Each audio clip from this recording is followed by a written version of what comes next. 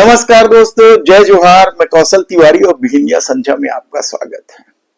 छत्तीसगढ़ में विधानसभा का सत्र चल रहा है और सत्र में जिस तरीके से बेशर्मी, झूठ और फरेब का जो खेल चल रहा है वह बेहद ही हैरान कर देने वाला है कि आखिर जिस विधानसभा को लोकतंत्र का मंदिर माना जाता है, उस विधानसभा में झूठ, फरेब, छल, प्रपंच का खेल कैसे चल सकता है।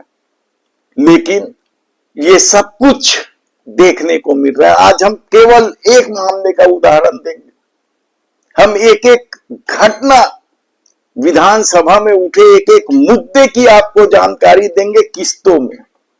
आज हम केवल उस घटना की जानकारी दे रहे हैं जिसमें समूचा पक्ष यानी भारतीय जनता पार्टी के कई विधायक, मंत्री झूठ बोलते नजर आए। कलाई भी खुल गई, लेकिन शायद सत्ता का नशा इतना सर चढ़कर बोलता है कि उन्हें शर्म भी नहीं आती। मामला आरआई भर्ती परीक्षा की गड़बड़ी का है, लेकिन उससे पहले बता देते हैं हम कि छत्तीसगढ़ के मुख्यमंत्री विष्णुदेव साय ने गृह मंत्री अमित शाह के लाइन को भी दोहराया था कि भ्रष्टाचारियों को उल्टा लटकाकर सीधा कर देंगे। ये लाइन गृह मंत्री अमित शाह का है। उन्होंने चुनाव से पहले, विधानसभा चुनाव से पहले ये भरे मंच से ये बात कही थी और उसे अमल करने का दावा ये डबल इंजन की सरकार यानी विष्णुदेव साय की सरकार करती है, जीरो टॉलरेंस की बात करती है। लेकिन भर्ती में जो घोटाला हुआ, आप सुनकर चौंक जाएंगे कि गृह विभाग ने जब कह दिया कि विभाग कार्रवाई करने में सक्षम है, उसके बाद भी विभाग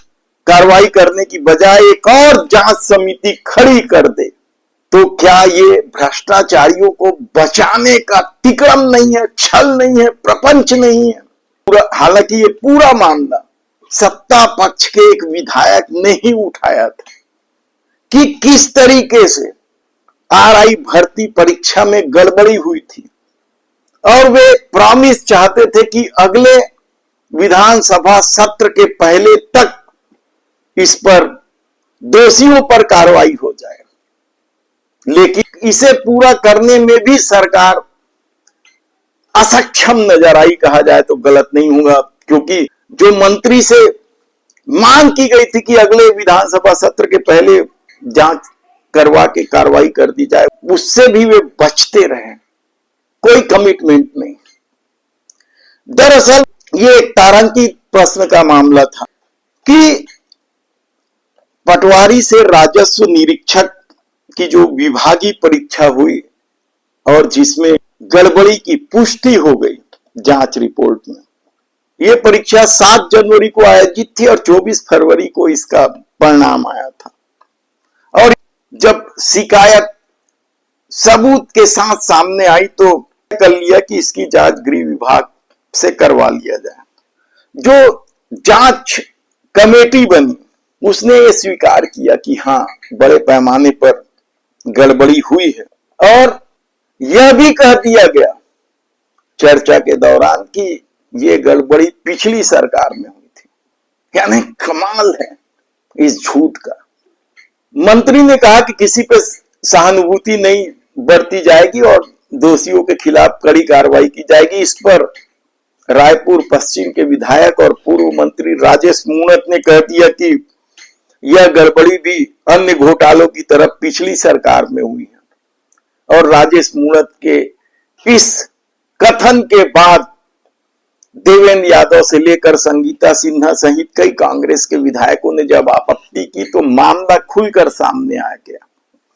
दरअसल इस परीक्षा के आयोजन का निर्णय जरूर कांग्रेस के सरकार के समय सितंबर में हुआ था, लेकिन परीक्षा आयोजित हुई इस सरकार यानी विष्णुदेव साय सरकार के बैठने के बाद 7 जनवरी को और 24 फरवरी को इसका परिणाम आया था। अब देखिए, गृह मंत्रालय ने अपनी रिपोर्ट में साफ कह दिया कि इस मामले में जबरदस्त गड़बड़ी हुई है और विभाग सक्षम है इसके लिए कार्रवाई करने में। अब सोचिए कि गृह विभाग कह रहा है कि राजस्व विभाग को एफआईआर करनी चाहिए। अब मजेदार खेल यहीं से शुरू होता है। विभाग अधिकारियों को बचाने की कोशिश कर रही है, यह संदेह इसलिए होता है क्योंकि रिपोर्ट में जब कह दिया गया है कि राजस्व विभाग सक्षम है एफआईआर कराने में, उसके बाद भी विभाग एफआईआर नहीं कराती है और एक और जांच के लिए ईओडब्ल्यू को पत्र लिख देती है 41 बिंदुओं पर ईओडब्ल्यू जांच करे। अब समझिए आप कि भ्रष्टाचारियों को उल्टा लटकाकर सीधा कर देने की कोशिश किस तरीके से सरकार कर रही है। कहा जाता है कि इस पूरे विभागीय परीक्षा में सचिव स्तर के अधिकारी भी शामिल है, तो मंत्री बंगले से भी कुछ लोगों के नाम सामने आ रहे हैं। क्या खेल है आप समझिए। देखना है कि ईओडब्ल्यू की रिपोर्ट आती है कि नहीं अगले सत्र के पहले, और आ जाती है तो क्या उन अधिकारियों के खिलाफ कोई बड़ी कार्रवाई होगी। धन्यवाद।